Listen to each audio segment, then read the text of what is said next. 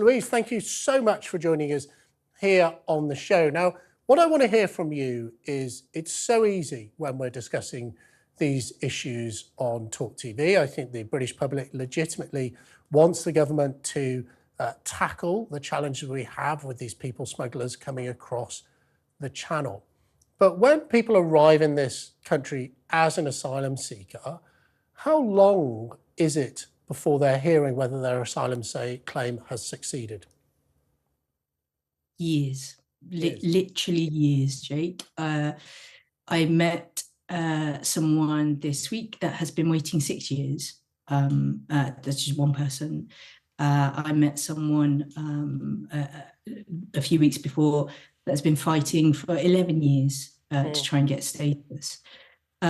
This is years spent without the right to work, and we need to be mindful of this. Asylum seekers are legally prevented from working for the main part. They are dependent on a cripplingly low financial support in asylum support. They're not eligible for mainstream benefits. And so if they're in a hotel, the asylum support rate is around £1.30 a day. Years spent living on £1.30 a day. It destroys you, Jake. It destroys people. What people want is simply for a fair and effective decision-making process, one that they get good legal advice and good support throughout, and is swift, makes swift and fair asylum decisions so that people can get on with their lives and give people the right to work so that they're paying tax and supporting themselves through that. Every person I meet in the asylum system just wants to work and get on with their life. They're tired of living a half-life in this country. Louise, there is no justification for not doing that with the amount of money we are spending on hotels, on Rwanda. Louise, let me just ask you, because you are a specialist. That's why we're so lucky to have you on the show. People coming to the UK, waiting 2, 6 and unbelievably 11 years that you've just told us, unable to work. If they stayed in a country like France, or if they'd sought asylum in Germany or anywhere else in Europe, is it usual? I don't know. Is it usual for them not to be able to work? Or is it just Britain, almost uniquely, that says, come here and you can't work? It varies, honestly, Jake. It varies across the European countries. What is consistent, if you look at comparable countries like France, Germany, Spain, for example, they have a much quicker asylum decision-making process. Dealing with much larger numbers, we should be mindful that Germany and France, for example, have 3 and 4 times more asylum seekers than the UK. The numbers actually come into the UK are very small comparative to our infrastructure and resources. We have a much greater ability to have an effective process than the process that presents itself at the moment. So the right to work in those countries isn't as crucial, because the asylum decision, France and Germany are working on a 6-month average at the moment. Years ago in the UK, it used to be a 6-month average. But over the last couple of years, that has just gone through the roof. The backlog has soared. And yes, who's to blame for that, Louise? I mean, who's to blame for that? Is it government ministers? Is it civil servants? Whose fault is it that this backlog has got so big? In my view, there's, you could write a dissertation on the reasons around it, Jake. In my view, it's a combination of a really toxic policy environment around immigration.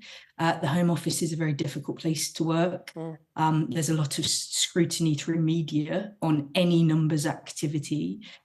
We scrutinise quarterly immigration stats, but we don't scrutinise quarterly homeless stats or poverty stats. I also think that it's been an incredibly poor policy environment from this government. The Priti Patel's bill and act, the Nationality and Borders Act, took the department in one direction, only for a year later that to effectively be repealed and be replaced by the Illegal Migration Act, taking the department in a completely other direction. It's impossible for people to make effective and sound decisions. So just to be clear on that, I want to push on that. So you think you can, not you necessarily, squarely level the blame for this appalling delay, and it's absolutely appalling, the idea that someone would have to wait 11 years to find out the fate of their asylum claim. No human being could say that was a good thing to do. You think you can squarely lay that at the door of politicians like me for this sort of hokey-cokey, push me, pull me, whatever you want to call it, chopping and changing of asylum policy? Precisely that, yes. I mean, when you look at just the last year, 3 Home Secretaries, we're now on our 3rd Immigration Minister. Let me push you. The Home Secretaries don't make a decision, though. So the Home Secretary, they don't have this sort of mass pile of paper they have to sign things off. You can't blame the Home Secretary.